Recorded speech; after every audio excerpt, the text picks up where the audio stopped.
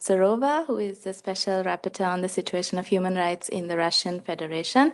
The Special Rapporteur must attend the Council at 10 a.m., so we will go straight to questions this morning.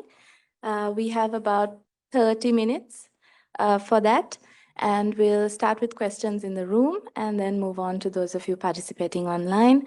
Please state your name and your organization before asking a question. Thank you. Nick. Good morning. Nick Cumming-Bruce for New York Times. You made clear in your report and in your presentation to the Council yesterday that Russia not only didn't cooperate with your mandate, but actually obstructed it. And I wonder if you could just say something about how it obstructed it and the extent to which that affected your ability or the information you were able to correct. Thank you very much. And first of all, thank you to all media representatives for being here so early in the morning at such a short notice of my interactive dialogue being split between 2 days unexpectedly. To your question, I have requested several times from the Russian authorities access to the country, engagement with my mandate.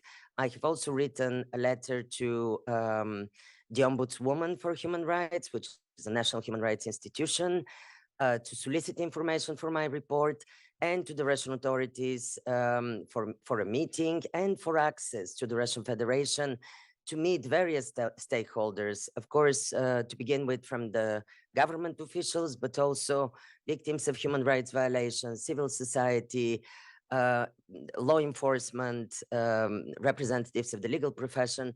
And unfortunately, there wasn't any response from the Russian authorities officially. However, in July, on 20th of July, all special procedure mandate holders and the Office of the High Commissioner for Human Rights, including my mandate, received a note verbal in which the Russian Federation declared that they are not only not going to, as a principle, collaborate with my mandate, they do not recognize it, but also any communication, individual or joint, with other special procedure mandate holders, other special rapporteurs on cases in the Russian Federation would be automatically ignored. I really consider this hindrance a very serious one to the performance of my mandate. It's an attempt to isolate the Russian mandate from other special procedure mandate holders.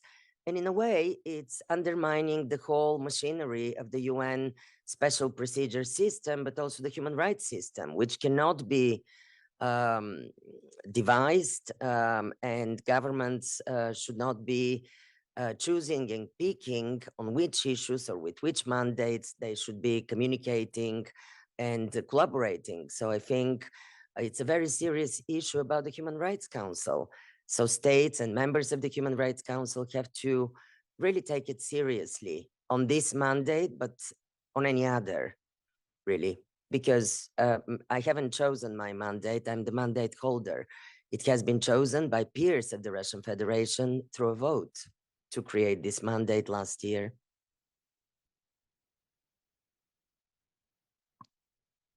Hi, Imogen Folks, BBC.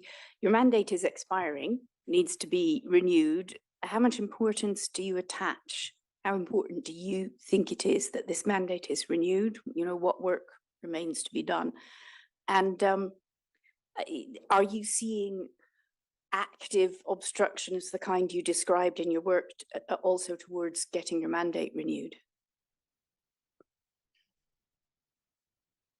As I said, I'm not the creator of this mandate. It's member states. I'm just the independent expert with expertise chosen to carry out and discharge the duties of this mandate. So really, it's in room 20 are the creators and the voters for this mandate. But I can tell you as an expert on the Russian Federation and on this region, why this mandate is important. The Russian Federation has been, especially since the armed attack on Ukraine a year ago in February, the Russian Federation had withdrew from the European Convention on Human Rights. And this convention and the European Court of Human Rights were one international outlet, judicial one, where victims for human rights violations in Russia could take their grievances and could seek justice. And there was a huge volume of cases, still is, waiting of Russian victims since even the Chechen wars, the two Chechen wars decades ago.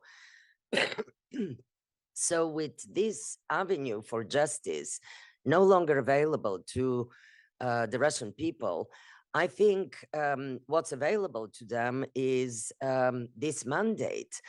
Apart from, of course, the human rights mechanisms, the other human rights mechanisms, and the Office of the High Commissioner for Human Rights have already observed a huge volume, maybe tripled, of individual complaints by victims from Russia who are seeking, who are submitting petitions to the Human Rights Committee of the United Nations in order to get any pronouncement or any avenue for justice, even out of court. Of course, it's the United Nations human rights system.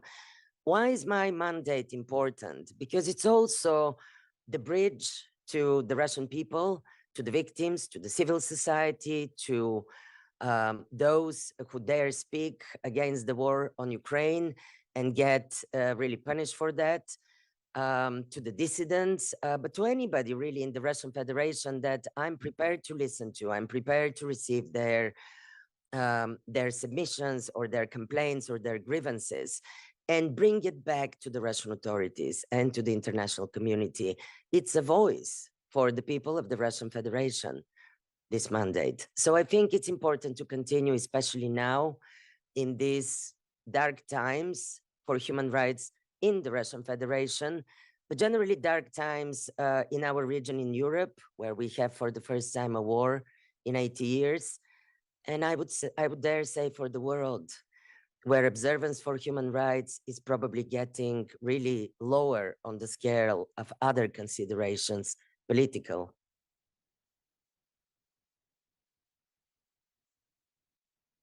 Thank you, please. Thank you. Stéphane Bissard, Le Temps newspaper. I have two questions. First, I was wondering if you got access before writing your report to Alexei Navalny and Vladimir Karamurza, for example, or in terms of, did you get news from them? And second question, your report does not mention, if I'm not mistaken, the law that prohibits, in a way, crimes against humanity and war crimes. Why is that? Thank you. Yes, thank you. First of all, there is a very strict system of rules how our special procedures mandates operate. And I cannot bring a communication to the Russian authorities on a particular case without actually having a consent from the victim itself, himself or herself, if they're reachable, from their lawyers, through their lawyers, or civil society organization or a family member that is ready to give a consent on behalf of the particular victim of human rights violations. So, of course, I had communicated with the lawyers, with the family members of these individuals. You mentioned Mr. Navalny and Mr. Karamurza. And I had that consent after their cases were brought to my attention. So definitely, absolutely, and updated information on their health in detention, on their treatment in detention. I have been receiving these updates constantly. And that's why my concern is, and particularly, I issued communication in a press release. I invited also other, maybe not on this case, I think I did it alone, but on other cases, I have been calling for the immediate release of Mr. Karamurza from detention. In particular, his health is in a really dire state, and he's facing 25 years imprisonment on arbitrarily detained only for his expression of his anti-war stance and his dissident voice criticizing the Russian authorities. In terms of your second question, why there are no issues and concerns on war crimes and crimes against humanity, my mandate, if you read the resolution from 7th of October last year, concerns human rights, the human rights situation within the internationally recognized borders of the Russian Federation. So I'm concerned with every human right that is outlined in the resolution. In this report, I focused on civil and political rights, but I'm also concerned about domestic violence, about violence against women, about social and economic rights, the poverty. If you just drive 100 kilometers away from Moscow or St. Petersburg, the enormous poverty inside the regions, the far-reaching regions of the Russian Federation. It's an enormous country and a multicultural country with ethnic minorities. I'm concerned about their plight, religious minorities, but also the indigenous people of the Russian Federation who are suffering a myriad of discrimination and persecution against them. You know, even within the mobilization for the Russian army in connection with the war on Ukraine, disproportionately the indigenous people from small nations and the ethnic minorities have suffered from this mobilization, which has been enforced forcibly in these regions, unlike Moscow and St. Petersburg and the more central cities. Yes, there are many issues that didn't really find a place, but it's not for me to pronounce and observe on the ongoing war on Ukraine. That's the role of the Commission of Inquiry, the Independent Commission of Inquiry on Ukraine. Yeah, so I was just mentioning the law that has been passed by the Duma. That's why, because since you're mentioning different laws that have been adopted that are counter to Ladies and gentlemen, the rules of the Human Rights Council are 10,700 words. I'm a former journalist, you are current journalist. I have been fighting to squeeze the footnotes and cut them in some kind of readable way in order to get a name of a victim or a law or the number of the law. And I'm somebody who absolutely love footnotes. Half of my report would have been footnotes, for example, because I don't like free-falling opinions. I like every opinion to be documented and to be based on solid scientific research and knowledge. Not all issues and all laws are mentioned in this report. It's 20 pages. It's 10,700 words. It's a start. And I think actually the UN Human Rights Council have to feel lucky that I even delivered the report, because my colleagues, when assuming their functions with such a limited amount of time, I started on 1st of May. Usually their first report is called My Vision for the Mandate. And then we wait for 1 year to actually have a substantive report. And I tried my best with my tiny team to produce a substantive report on the human rights issues, overview. So yes, I apologize if some issues or some laws haven't been footnoted in the report or haven't found a place. There hopefully will be next reports if the mandate continues. Thank you. We will move to Nina Lassen, AFP, online. Yes, hi, thank you for taking my question, and thank you for doing the press conference. I had a few questions, but first I was wondering, just to follow up on Stefan's question, I understand you're not looking at the war in Ukraine, but looking at the abuses that you're seeing within Russia, do you think there's any reason or there's grounds to fear that there could be, for instance, crimes against humanity being committed, for instance, in terms of the conscripts, for instance, being sent to the front lines, or I don't know if you could mention something about that. Also, I was wondering if you are gathering information or you're planning to gather information on specific suspected perpetrators to share. for instance? And finally, if you could just say something about the general level of repression that you're seeing today. I mean, it sounds pretty grim from your report. How would you say it compares to previous times in Russia or the Soviet Union? If you could say, is it comparable to what you saw under Stalin, for instance? Thank you.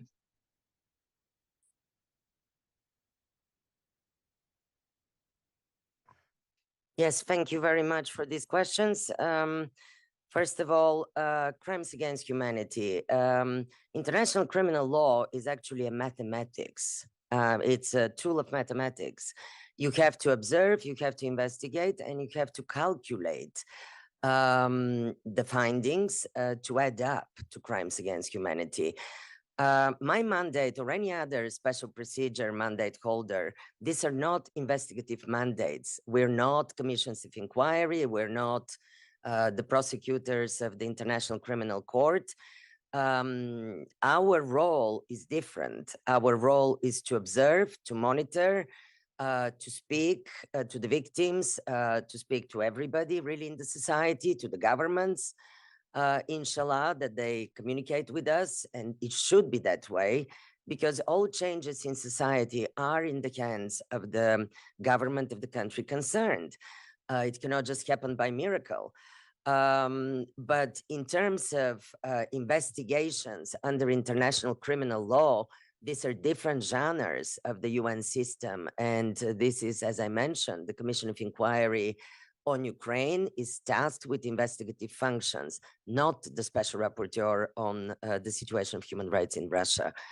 I am reporting, I'm obliged to report to the UN Human Rights Council and to the General Assembly once a year. So I have 2 reportings to do, but my reports are not really investigative reports. I'm not an investigator in this current role.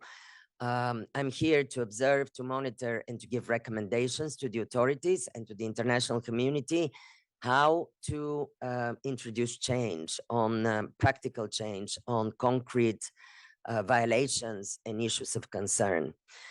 In terms of whether I collect information on suspected perpetrators, in my previous role, just before this mandate, actually, I led for a year the examination of the human rights situation in Belarus. And that's a mandate of the UN High Commissioner. Well, this was an investigative mandate. So investigating on concrete perpetrators or investigating on under international criminal law on accountability, that was part of that mandate. As I said, special rapporteur is not an investigator and not a prosecutor, and certainly not a judge, but a judge in the moral sense and in the sense of upholding the international law and the convention, the UN conventions and rules that the country in question has signed and adopted. So that's the role. It may change in the future. The third question is about the level of repression in comparison to previous times.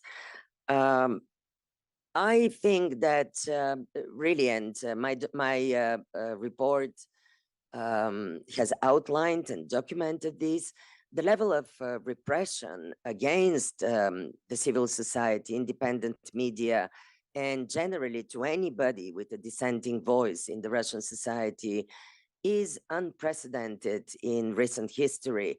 Yes, the previous times of repression that we all know from the Russian history was the times of the Stalinist repressions during the 1930s, when I think it's up to 30 million people who perished in gulags for being perceived as enemies of the state or dissidents at the time. I think it's not that bad yet, but now it's the opportunity really through this mandate, through our report, through your reporting, and through the international community's action to not let the situation in Russia itself deteriorate to the level of the previous historical Stalinist repressions in this country. But the repression level is high. And as I said yesterday in my statement to the UN Human Rights Council, I consider the situation of human rights in the Russian Federation to be grave. And it's extremely serious. For example, the media freedom, I think it's called the Global Index, the World Press Freedom Index, has listed the level of the situation with freedom of expression in the Russian Federation before and after the armed attack on Ukraine. And the level of the Russian Federation, the place, has fallen by 9 places. So now the Russian Federation in 2023 was 164th place out of 180, categorizing the press freedom situation as very serious. This is just one example for you as representatives of the free media of the world. I think there is a serious place for concern, and also, of course, as documented by my report, an enormous crackdown on civil society. Around 600 civil society organizations, from big like Memorial, the Nobel Peace Prize winner for last year, to tiny organizations in the regions of indigenous people, of ethnic minorities, of LGBTIQ representative organizations that represent these people, have been closed down, has been forced to close down by the authorities by introducing draconic laws. One of them is the law on foreign agent, which was introduced actually in 2012. But since the armed attack on Ukraine, the invasion of Ukraine, there has been more restrictive additions to this law, introducing people affiliated with foreign agents or undesirable organizations. And many civil society, international and local, have been pronounced as either foreign agents or undesirable organizations. I mean, Dmitry Muratov, the editor-in-chief of Novaya Gazeta, again, a Nobel Peace Prize winner of, I think it was 2021, a few days ago, has been pronounced a foreign agent himself. Which carries a lot of restrictions on freedom of expression of these individuals, and eventually it could carry criminal prosecution. So yes, the level of repression I could categorize as, first of all, the civic society in Russia has been closed by the authorities. By now, there is no independent media, no independent organizations officially functioning, very little, facing extreme danger. So I think, and the repression is very sophisticated. Every week, the Russian legislature is passing new restrictive laws or additions to existing laws to stifle civil society, to stifle independent media, and any dissidents, anybody who criticizes the Russian authorities.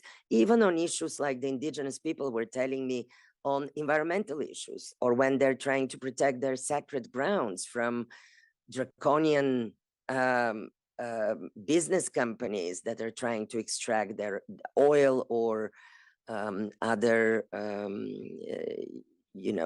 other extractions on their sacred lands.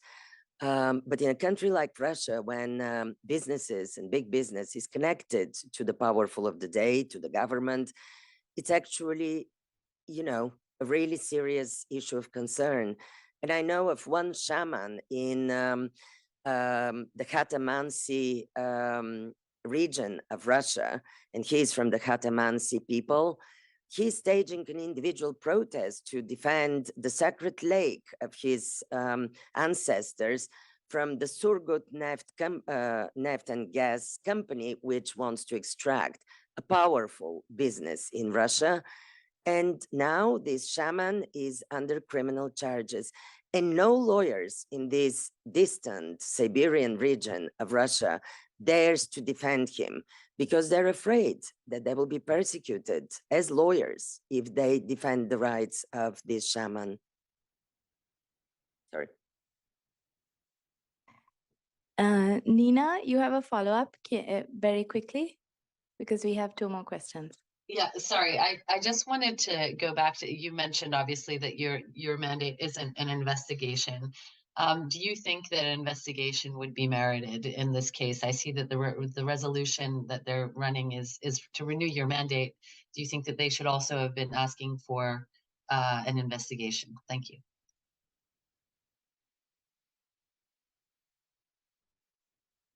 Are you asking whether they should be asking in the resolution that the special rapporteur has the function to investigate? I think it's the system of special procedures. I'm not the first special rapporteur on the planet, although sometimes it feels like that. But there are up to, I think, around 30 individuals, and then there are working groups, their colleagues, thematic and country mandates. So I think it's a matter of looking in the entire system, not just changing the rules for one special rapporteur and tasking them to become an arch investigator into crimes inside the country. There are other tools of the UN Human Rights Council. So I think, again, the resolution is not something I comment on. It's not something that I produced or I drafted. It's member states, and it's their will to, to include one thing or another. So the question should be to them, not to me. I think even as it is, there is a lot of work to be done, and my mandate is really overwhelmed. I think mandates like mine, working on an enormous country like Russia with 150 million people, have to be adequately supported, and all other mandates, of course, adequately supported with resources. The Office of the High Commissioner for Human Rights has to be supported with resources in order to be able to support me. Ladies and gentlemen, I have only one human rights officer supporting my mandate on the enormity of the issues that are at hand, even with the resolution of last year as it stands. So again, this is not a question to me. I'm on the receiving end of the desires and the requirements of the member states of the UN Human Rights Council. Thank you. Gabrielle, you had a question? Yes, Special Rapporteur Katsarova, I had a question regarding a comment that was made during the discussion yesterday. One of the ambassadors said that Russia was not fit to serve on the Human Rights Council, having been suspended last year. Do you think Russia is fit to serve on the Human Rights Council right now? Thank you. Again, it's not my place as an expert, independent expert on the Russian Federation to comment which government should be a member of the Human Rights Council. And I'm sure, there are a lot of different member states in this Human Rights Council with variety of levels of performance on their human rights obligations. It's not for me to comment on the membership of the Russian Federation to the Human Rights Council. Russia was a member before. Now, of course, it's running again for a seat on the council. I only hope, as I said before, that the Russian government honors its obligations as a member of the United Nations and as one of the big P5s, as one of the 5 permanent members of the Security Council. That's what's at stake here, because Russia and the other permanent members of the Security Council are the ones that should be the beacon of hope for other states. They should be an example for how the UN system operates. Nobody is above the law, and nobody is above the rules of the human rights. Nobody is above the rules of the United Nations. So I very much hope that the Russian Federation government sits down and starts a dialogue with my mandate, that I'm given access to the country to perform the important work of this mandate and engage with the people of their country, because in the end of the day, it's all for the benefit of the Russian people. And this mandate is for the benefit of the Russian people to begin with. So I think whether they become a member of the Human Rights Council or not, they're already a very serious country and a very important country in our multilateral architecture. The 5 permanent members of the Security Council often decide, and they have the right to a veto, they decide sometimes the life and death of people around the world. They decide on peace and war. They decide on the future, our future, whether it will be peaceful or whether there'll be a conflict. So I think it's extremely important to be an example to the other states in the world, because the responsibility is huge on the members of the Security Council of this organization. Thank you. Laurent, a question? This will be our last question because the Special Rapporteur really has to go.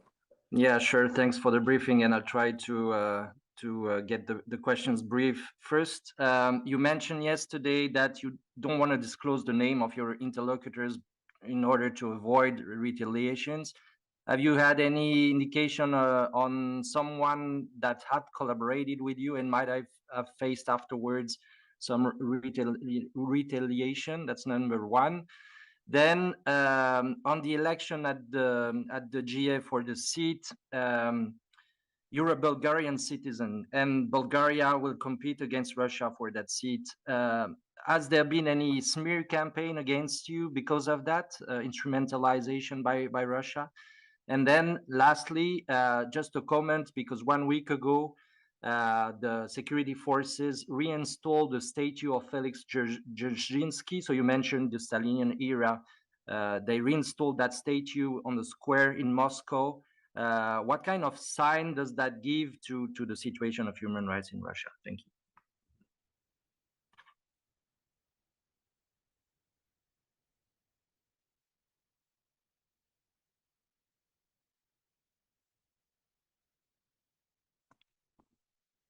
I think I will be late for the government, but because I need to actually schlep to the other building from here. But let me be brief. I don't remember your first question. I missed to record it. What was that? Sorry, Laurent, can you repeat the first question? Very potential retaliation. Ah, yes. Sorry. Now I remember. Yes, I have chosen not to reveal the victims, the civil society representatives, lawyers that I have received information from, and I have met one way or another from inside Russia or outside, because I expect, you know, a possible retaliation against them or a possible persecution by default for them speaking to my mandate. That's true. There is a very stringent system at the United Nations on the level of the Secretary General. And of course, the Office of the High Commissioner for Human Rights, through the Assistant High Commissioner for Human Rights, every year reports are written about reprisals against people and organizations that suffer because of communication to the UN. And trust me, if there are any indications, I will be channeling this information through these channels to the highest level of the United Nations. So far, I must say, there hasn't been such a case that has been brought to my attention.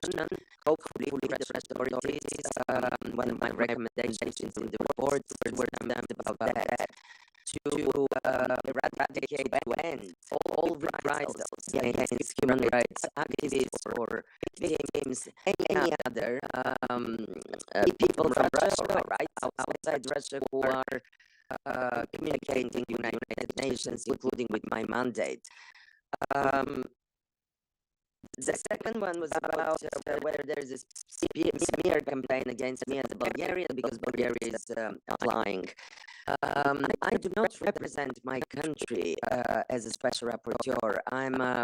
I applied for this job in a competition with half of the world as an independent expert, not as a Bulgarian. So I actually haven't lived in my country for the past, permanently in the past many years because I had an international career as a human rights advocate. But I haven't really experienced any smear campaign as a Bulgarian, thank God. But also it's wonderful that my country is running for a seat at the Human Rights Council. It's wonderful that they're vocal on human rights. And I hope, again, that they will be an example for human rights performance among other states, like we speak about Russia, I speak about my own country.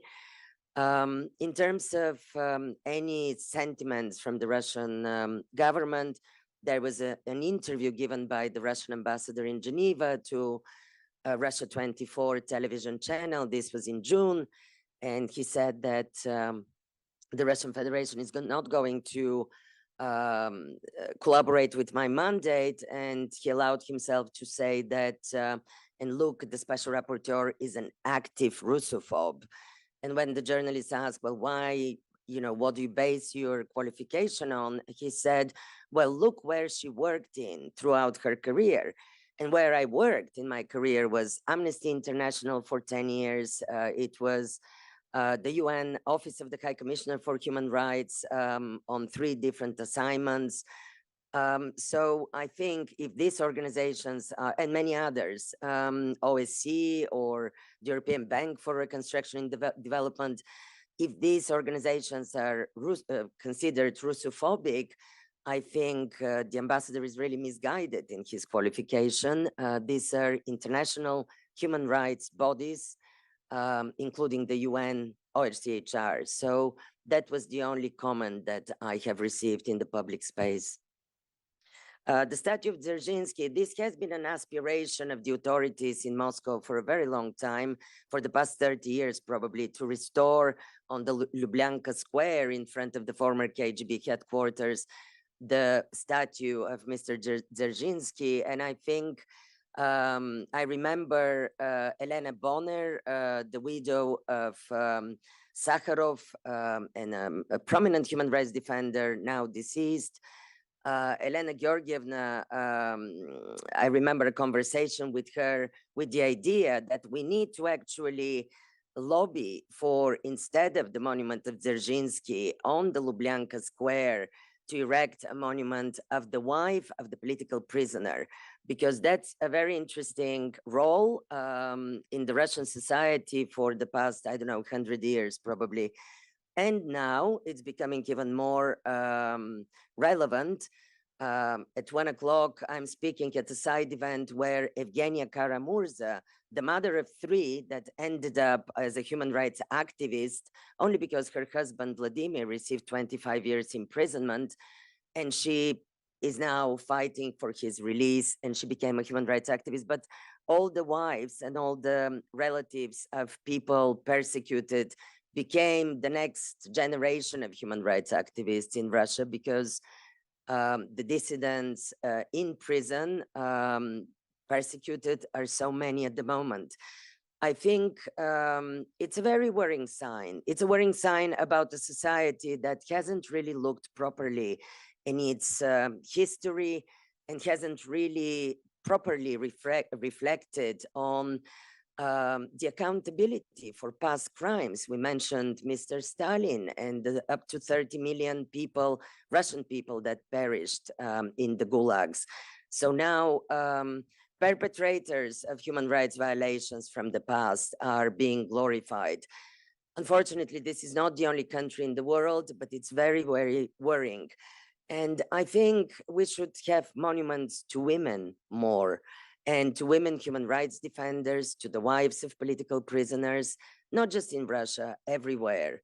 And not just monuments, living monuments, supporting them, supporting the activists and the journalists and the human rights defenders now. that they're alive. And this is, I think we need to turn this negative rhetoric into a positive one all over the world, including in the Russian Federation.